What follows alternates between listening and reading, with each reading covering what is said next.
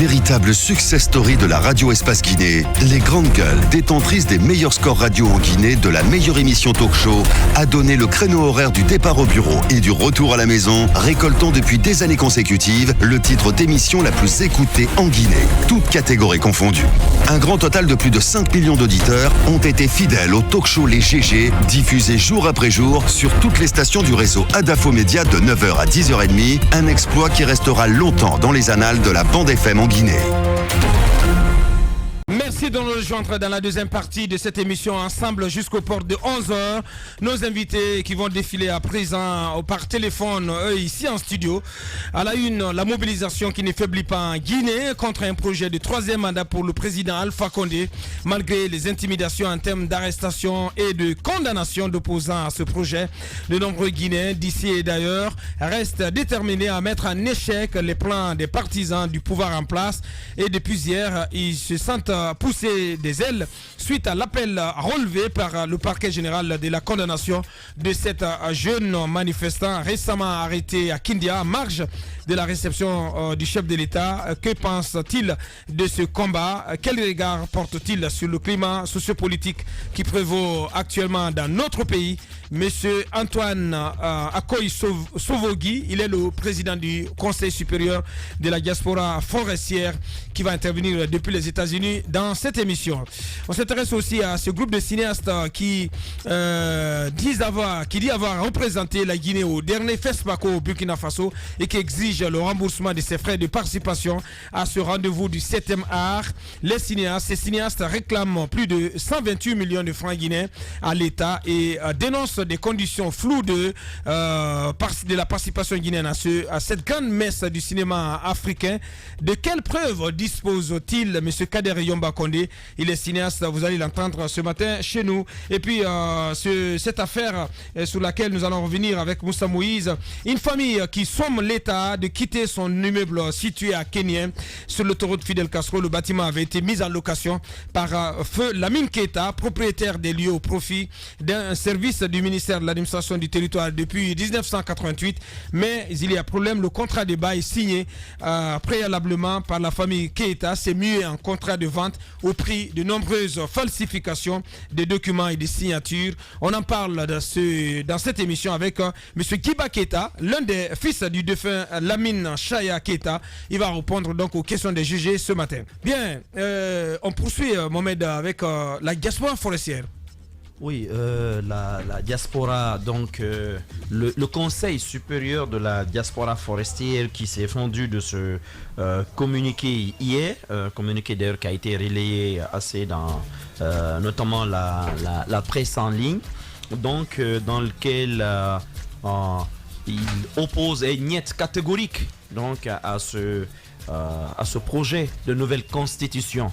Vous savez, depuis le passage sur nos antennes de Madame Keita Domani Doré, on assiste à une succession de vagues de protestations d'ailleurs sur les réseaux sociaux. Vous avez des associations de jeunes, j'en écoutais encore ce matin dans le journal, dans le 8h ce matin chez nous, de jeunes de la Guinée forestière ci et là qui réagissent. Et là, c'est donc le Conseil supérieur de la diaspora forestière qui également s'est fait voir, mais qui donne des raisons de son opposition, qui dit que d'abord ça va être un recul démocratique, ensuite ça va être une rupture notamment quant au principe de l'alternance dans le pays, mais ce qu'il craint surtout, ce Conseil supérieur, c'est une sorte de basculement de la Guinée dans la violence, parce qu'ils n'hésitent même pas à parler de guerre civile que cela pourrait notamment engendrer dans le pays, mais aussi l'économie qui pourrait en prendre un coup sérieux. Donc eux ils disent que cette histoire-là, ils ne la soutiennent pas et ils disent d'ailleurs de manière irrévocable, je crois, qu'ils sont opposés donc à ce projet. On a joint ce matin le président du Conseil supérieur donc de la diaspora forestière aux États-Unis par 2 fois, qui voulait donc intervenir dans cette émission. Je crois qu'il est quand même assez tôt chez lui, mais il était déterminé à le faire. Je sais pas si, pour l'instant, on n'arrive pas à le joindre selon notre mais réalisateur. quelque part, je le disais, il y a de nombreuses voix discordantes. Il faut que le président se réveille.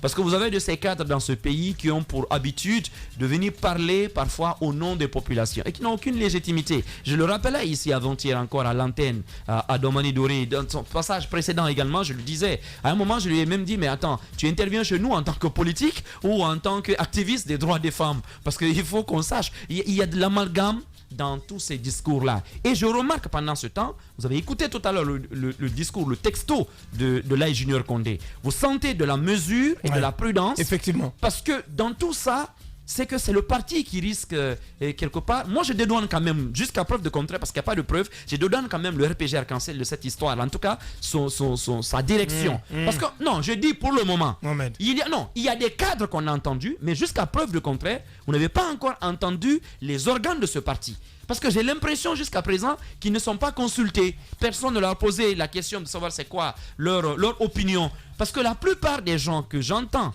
ou qu'on voit soutenir ce projet sont des gens qui sont arrivés récemment dans le sérail, dans l'entourage présidentiel. Oui. Des cadres notamment qui souvent d'ailleurs surfent sur l'appartenance ethnique, promettent au chef de l'État monts et merveilles. C'est comme si leur communauté d'origine sont leurs choses, donc ils peuvent offrir au président de la République. Vous avez vu ce camouflet du côté de Kindia récemment, de Koya et tout ça, et avec notamment la dernière sortie du Kuntigi de la Basse-Côte, ça vaut son pesant d'or. Et là, c'est le Conseil supérieur de la diaspora forestière qui réagit de l'autre côté, alors que depuis le retour de Papa Koli, vous entendez des gens dire « nous, jeunes de la forêt ». Je pense que personne ici ne peut parler au nom d'une autre personne dans cette histoire-là. Bien. Je pense que ce qui est en train d'être fait, moi, la lecture que je fais, ceux qui veulent porter ce projet veulent s'appuyer sur des régions autres que la Haute-Guinée. C'est d'abord la première des choses. C'est peut-être pourquoi le RPG aussi est laissé de côté.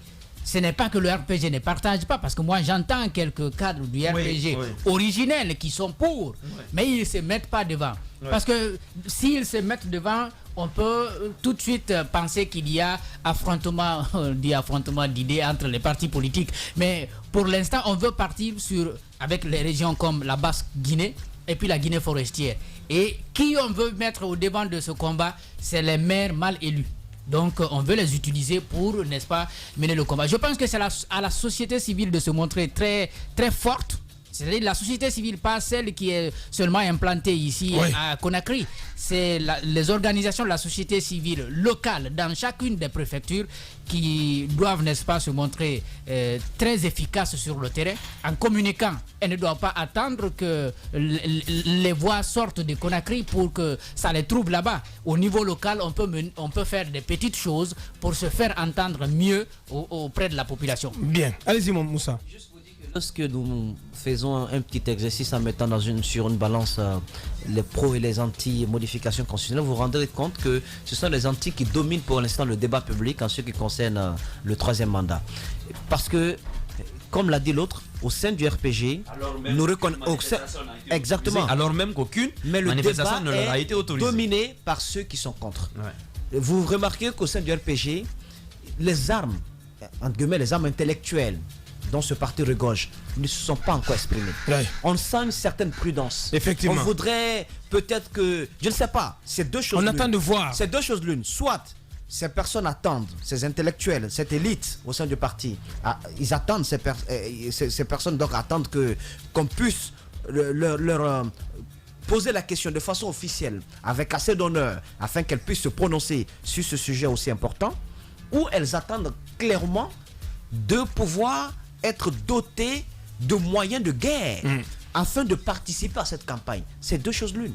Voilà. Soit c'est parce qu'on ne nous a pas encore officiellement saisis, ou bien on n'a pas encore reçu notre part du gâteau pour mener la guerre.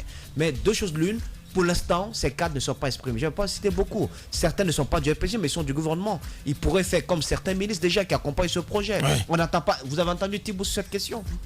Voilà, pour prendre position. Thibault n'est pas du RPG. Non, je dis certains ministres qui sont déjà membres du gouvernement, qui ont pris position pour la modification constitutionnelle, qui ne sont pas du RPG.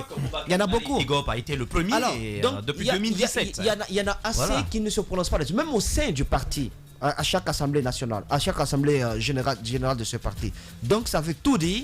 Je pense avec la mine que j'ai vue à Kindia la fois dernière, le chef de l'État, si on continue de lui donner cette mine-là, il finira par dire ça suffit. Voilà. Allez-y, Madame Yoro, pour clore. Non, mais moi j'espère encore, je vais espérer jusqu'en 2020, jusqu'au bout du bout, que le président ne va pas mettre à l'eau tous les efforts qu'il a fait pendant pratiquement la moitié de sa vie, je veux dire. Mais la voix de la diaspora forestière compte. Justement, 40 ans de lutte, tout ce qu'il a fait, et tout ce qu'il a combattu, c'est ce qui est en train de refaire surface aujourd'hui. Tout ce qu'il a combattu. Parce que c'était contre la mauvaise gouvernance, c'était contre la corruption, contre tout ce que les gens sont en train de combattre aujourd'hui. J'espère qu'il va surprendre un sursaut d'orgueil. Non, il va surprendre les Guinéens et sortir par la grande porte. Sortir par la grande porte, c'est quoi? C'est se dire, je suis venu, j'ai fait 2 mandats. Comme je l'ai dit, je ferai à l'image de Mandela. Même si je n'ai pas fait comme Mandela, en faisant un mandat et en rendant le pouvoir, je vais au moins faire 2 mandats et partir. Pour ne pas que ce pays revienne, fasse un retour en arrière, pour ne pas qu'on reste dans la même situation, comme je l'ai dit tantôt. Parce que vous imaginez ce qui va se passer, à supposer qu'il n'y ait pas d'élection, parce que j'ai l'impression que s'il ne décide pas de sortir, de laisser les élections se tenir, on agira sur le glissement. Une sorte de glissement à la congolaise, comme on l'avait fait.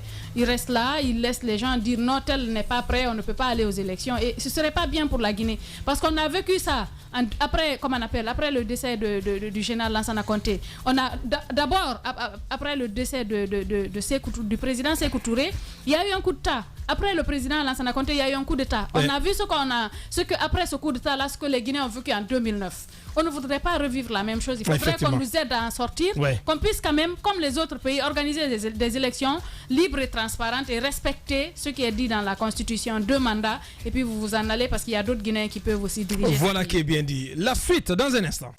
Tout homme qui fera profession de rechercher la vérité et de la dire sera toujours odieux à celui qui exercera l'autorité. Condorcet. Bienvenue chez les GG sur Radio Espace Guinée.